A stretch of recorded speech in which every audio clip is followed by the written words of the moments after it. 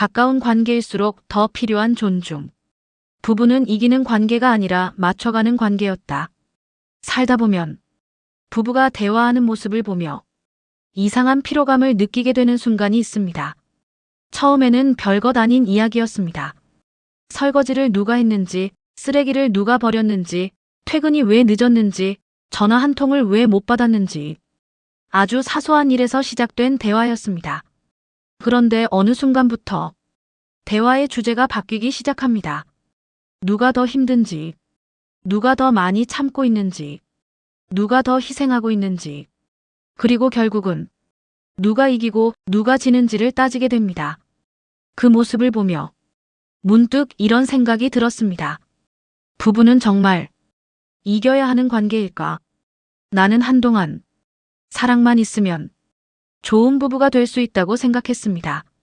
좋아해서 결혼했고 좋아하는 마음이 있으니 시간이 지나도 당연히 잘 살아갈 것이라고 믿었습니다. 하지만 현실은 생각보다 훨씬 복잡했습니다. 두 사람은 같은 집에서 살아도 전혀 다른 세상을 살아온 사람들이었습니다. 자란 환경도 다르고 생활 습관도 다르고 돈을 쓰는 기준도 다르고 휴식을 취하는 방법도 다릅니다. 한 사람은 조용히 혼자 있는 시간이 필요하고 다른 사람은 대화를 하며 마음을 풀어야 편안해집니다. 한 사람은 사랑한다는 말을 자주 하지만 다른 사람은 말보다 행동으로 표현하려 합니다. 누군가는 기념일을 중요하게 생각하고 누군가는 평범한 하루를 더 소중하게 생각하기도 합니다. 이렇게 보면 다른 것이 오히려 당연한 일인지도 모릅니다.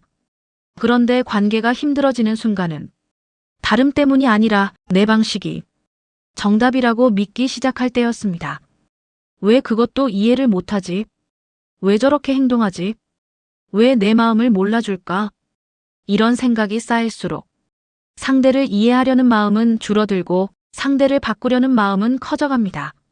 그리고 대화는 이해하기 위한 시간이 아니라 이기기 위한 시간이 되어버립니다. 상대가 말을 시작하면 끝까지 듣기보다 반박할 말을 먼저 떠올립니다. 사과를 듣고 싶은 것이 아니라 잘못을 인정받고 싶어집니다. 그러다 보면 같은 집에 살아도 마음은 점점 멀어지기 시작합니다. 신기한 것은 큰 싸움보다 작은 말투 하나가 더 오래 기억될 때가 있다는 것입니다. 무심코 던진 한마디, 짜증 섞인 한숨, 휴대전화를 보며 건성으로 대답했던 순간, 고맙다는 말을 생략한 하루. 이런 작은 행동들이 조금씩 마음을 닫게 만들기도 합니다. 반대로 관계를 오래 이어가는 부부를 보면 특별한 비결이 있는 것 같지는 않았습니다. 늘 웃기만 하는 것도 아니었고 한 번도 싸우지 않은 것도 아니었습니다. 다만 한 가지가 달랐습니다. 이기려고 하기보다 맞춰가려고 했습니다. 상대의 기분이 좋지 않아 보이면 당장 이유를 캐묻기보다 조금 쉬게 두었습니다.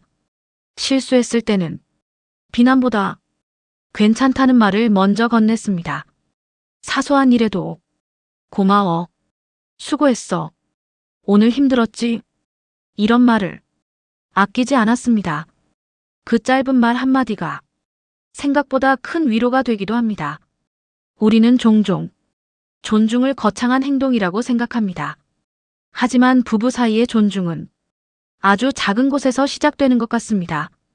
끝까지 들어주는 것, 말을 함부로 하지 않는 것, 상대의 하루를 궁금해하는 것, 사과해야 할 때는 먼저 사과하는 것, 고마움을 표현하는 것, 이런 작은 태도들이 조금씩 관계를 지켜줍니다. 부부는 세상에서 가장 가까운 거리에서 가장 오랜 시간을 함께 살아가는 사람입니다. 그래서 누구보다 쉽게 상처를 줄 수도 있고 누구보다 따뜻하게 위로할 수도 있습니다. 나는 좋은 부부란 한 사람이 계속 참고 사는 관계도 누가 더 우위에 서는 관계도 아니라고 생각합니다. 서로 다른 두 사람이 조금씩 속도를 맞추고 조금씩 표현을 배우고 조금씩 이해하는 방법을 익혀가는 관계. 오늘은 내가 조금 양보하고 내일은 상대가 조금 배려하며 그렇게 함께 걸어가는 관계. 어쩌면 그것이 오래 함께하는 부부의 모습이 아닐까 생각합니다. 사랑은 두 사람을 만나게 할 수 있습니다. 하지만 오랫동안 함께 살아가게 만드는 힘은 서로를 향한 존중입니다. 오늘 하루 배우자에게 당연하게 넘겼던 말 한마디를 조금 더 따뜻하게 건네보는 것은 어떨까요? 그 작은 변화가 생각보다 큰 행복으로 돌아올지도 모릅니다. 다음 이야기 예고 챕터 1-5 사랑하는 사이라면 무엇이든 공유할 수 있을 것 같지만 사랑해도 지켜야 할 선은 있습니다. 연인의 휴대전화를 마음대로 보는 일, 친구를 만나지 말라고 하는 일, 내 기준대로 상대를 바꾸려 하는 일, 우리는 때때로 사랑이라는 이름으로 상대의 자유와 인격까지 소유하려 하지는 않았을까요? 다음 이야기에서는 연인은 감정을 공유하지만 인격까지 소유할 수는 없다. 그를 통해 사랑과 집착은 어디에서 달라지는지, 그리고 건강한 연인 관계에 꼭 필요한 존중의 경계에 대해 함께 이야기해 보겠습니다.